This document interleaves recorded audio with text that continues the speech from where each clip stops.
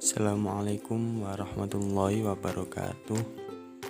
Perkenalkan, kami dari kelompok 8 mata kuliah biokimia yang beranggotakan saya sendiri Ahmad Aisolahi dan yang kedua Daimatul Nadwa.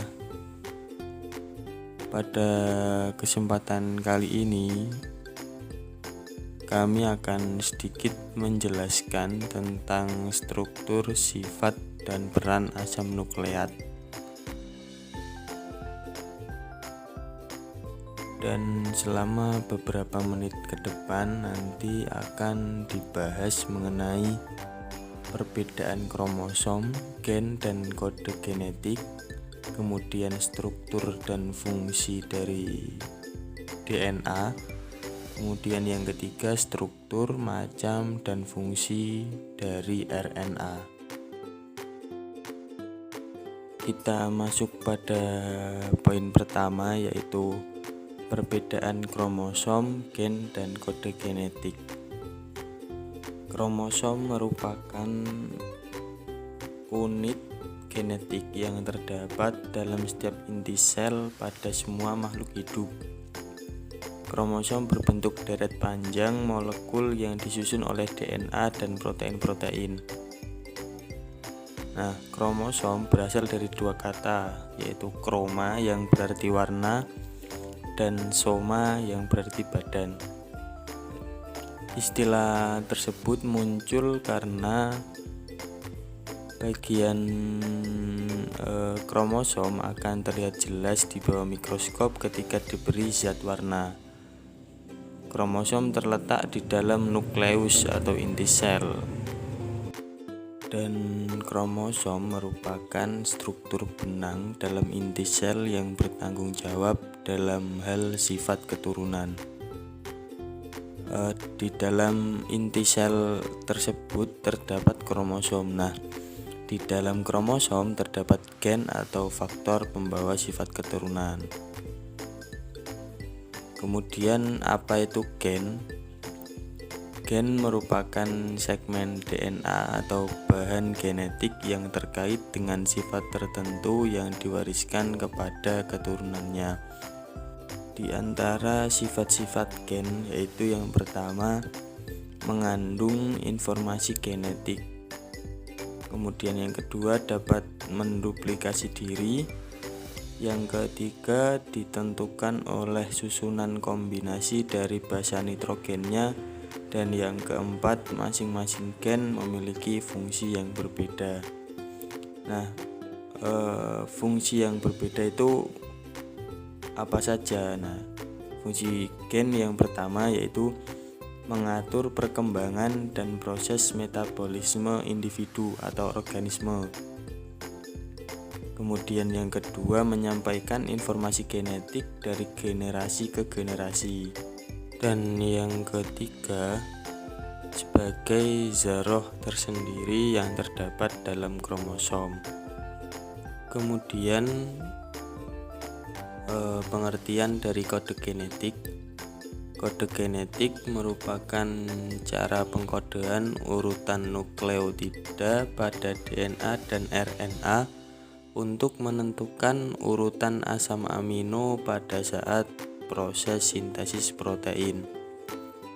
Informasi pada kode genetik ditentukan oleh basa nitrogen pada rantai DNA yang akan menentukan susunan asam amino yang dibawa oleh RNAM atau RNA messenger.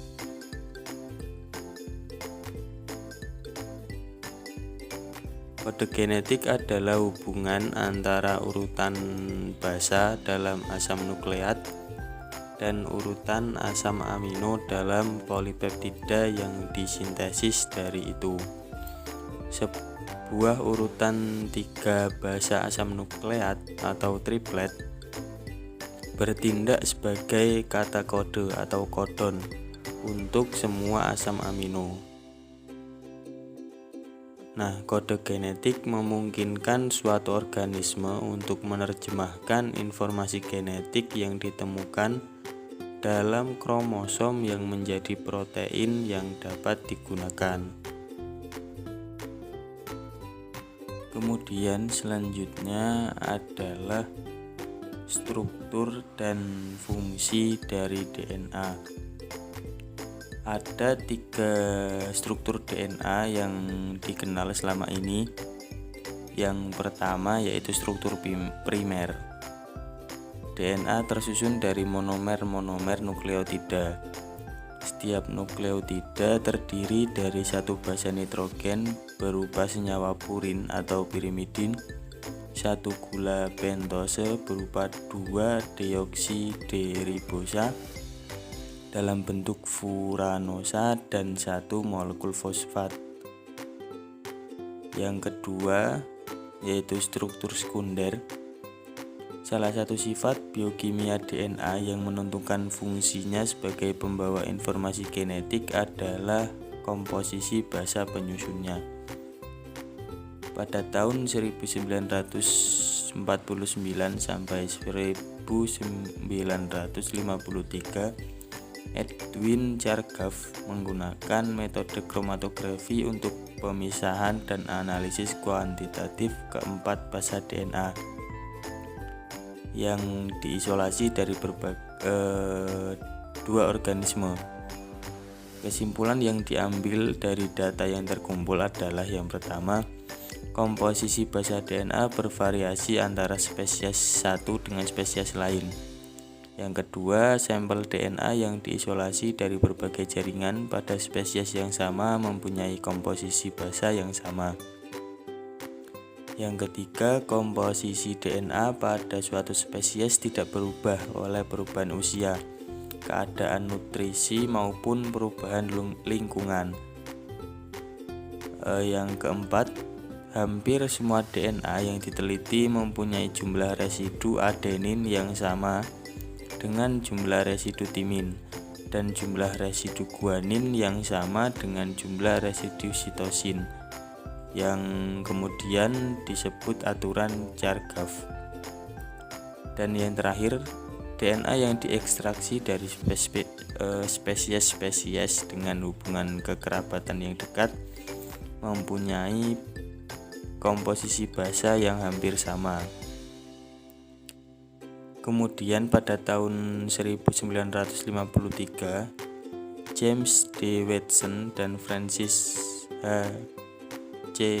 Crick berhasil menguraikan struktur sekunder DNA yang berbentuk heliks ganda melalui analisis pola difraksi sinar X dan membangun model strukturnya. Heliks ganda tersebut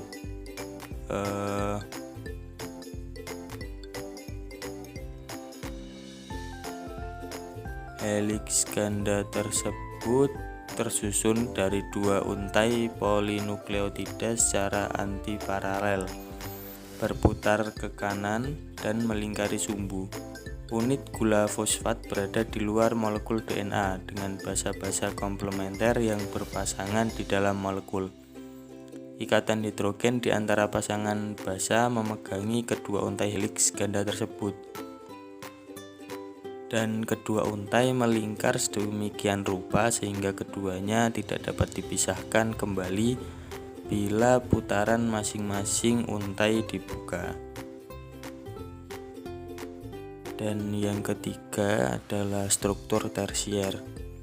Kebanyakan DNA virus dan DNA mitokondria merupakan molekul lingkar. Konformasi ini terjadi karena dua untai polinukleotida membentuk struktur tertutup yang tidak berujung. Molekul DNA lingkar tertutup yang diisolasi dari bakteri, virus, dan mitokondria seringkali berbentuk supercoil.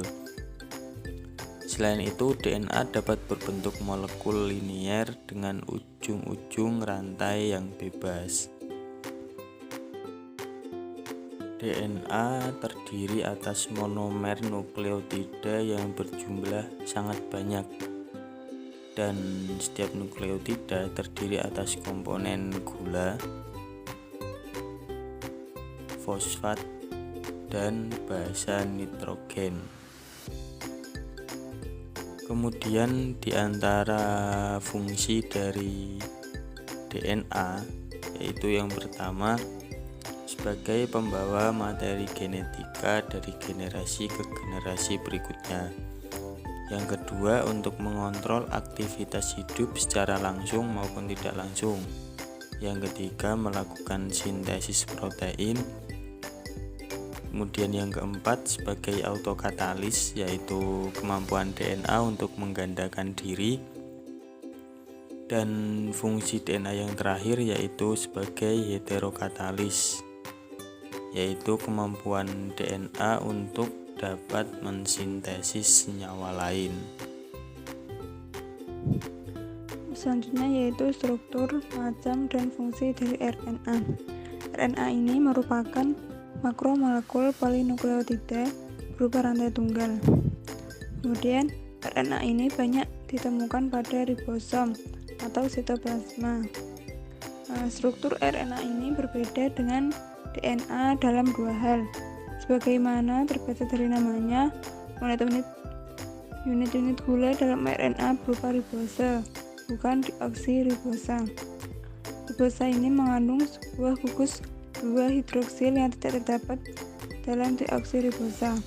Perbedaan yang lain yaitu bahwa satu dari keempat basa utama dalam RNA adalah urasil yang menggantikan timin. RNA ini merupakan polimer yang tersusun dari sejumlah nukleotida. Setiap nukleotida ini memiliki satu gugus fosfat, satu gugus gula ribosa, dan juga satu gugus basa nitrogen atau basa N.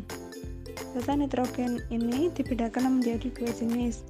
Yang pertama ada basa purin yang tersusun dari adenin dan guanin, kemudian basa pirimidin yang tersusun dari sitosin dan urasil. Untuk struktur dari RNA sendiri bisa diamati di slide ini atau dalam makalah.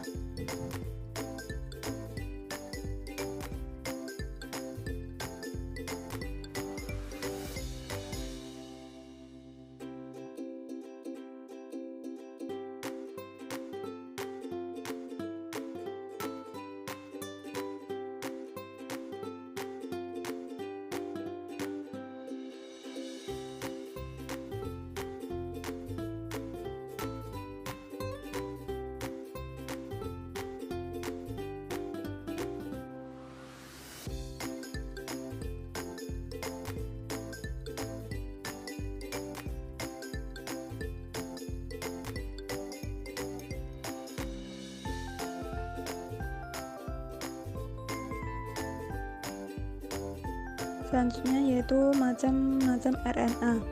Pada dasarnya terdapat dua kelompok utama RNA yang menyusun makhluk hidup, yaitu RNA genetik dan juga RNA non-genetik. Yang pertama, RNA genetik. RNA genetik ini memiliki fungsi yang sama dengan DNA, yaitu merupakan molekul genetik yang secara keseluruhan bertanggung jawab dan membawa segala materi genetis, seperti yang dimiliki oleh DNA. Dengan kata lain, RNA ini berfungsi sebagai DNA. RNA genetik ini hanya dimiliki oleh makhluk hidup tertentu yang tidak memiliki DNA, seperti pada beberapa jenis virus. RNA yang kedua yaitu RNA non-genetik. RNA non-genetik ini dimiliki oleh makhluk hidup yang materi genetiknya diatur oleh DNA. Pada makhluk hidup kelompok ini, di dalam selnya terdapat DNA dan RNA. Berdasarkan letak dan fungsinya, RNA non-genetik ini dibedakan menjadi 3 macam. Yang pertama ada RNA duta atau messenger RNA atau mRNA. RNA duta ini merupakan asam nukleat yang berbentuk pita tunggal dan merupakan RNA terbesar atau terpanjang yang bertindak sebagai pola cetakan pembentuk polipeptida. Fungsi utama dari mRNA ini adalah membawa kode-kode genetik dari DNA ke ribosom. mRNA ini juga berfungsi sebagai cetakan dalam sintesis protein. Selanjutnya yaitu RNA transfer atau tRNA. tRNA ini terletak di dalam sitoplasma. tRNA ini merupakan RNA terpendek yang bertindak sebagai penerjemah kodon dari mRNA. Selain itu, tRNA ini berfungsi mengikat asam-asam amino yang akan disusun menjadi protein dan mengangkutnya ke ribosom. Pada tRNA ini terdapat bagian yang berhubungan dengan kodon yang disebut antikodon, dan bagian ini berfungsi sebagai pengikat asam amino. Selanjutnya ada RNA ribosom atau rRNA. RNA ini dibentuk oleh DNA dan terletak di dalam ribosom. RNA ini merupakan jumlah terbanyak dan penyusun ribosom berupa pita tunggal, tidak bercabang, dan fleksibel. Fungsi dari RNA ini yaitu sebagai mesin perakit dalam sintesis protein yang bergerak ke satu arah sepanjang RNA duta.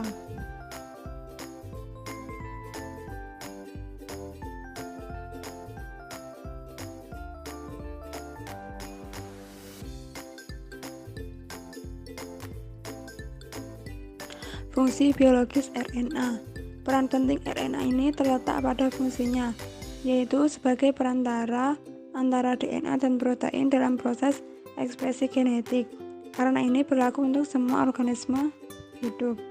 Kemudian, dalam peran ini, RNA ini diproduksi sebagai salinan kode urutan basa nitrogen DNA dalam proses transkripsi. Kode urutan basa ini tersusun dalam bentuk triplet. 3 urutan basa N yang dikenal dengan nama kodon. Kemudian setiap kodon ini bereaksi dengan satu asam amino. Kemudian RNA ini pada sekelompok virus, misalnya bakteriofag, merupakan bahan genetik. RNA ini berfungsi sebagai penyimpan informasi genetik, bagaimana DNA pada organisme hidup lain. Jadi, ketika virus ini menyerang sel hidup, RNA yang dibawanya masuk ke sitoplasma sel korban, yang kemudian ditranslasi oleh sel-sel inang untuk menghasilkan virus-virus baru. Yang terakhir yaitu perbedaan DNA dan juga RNA.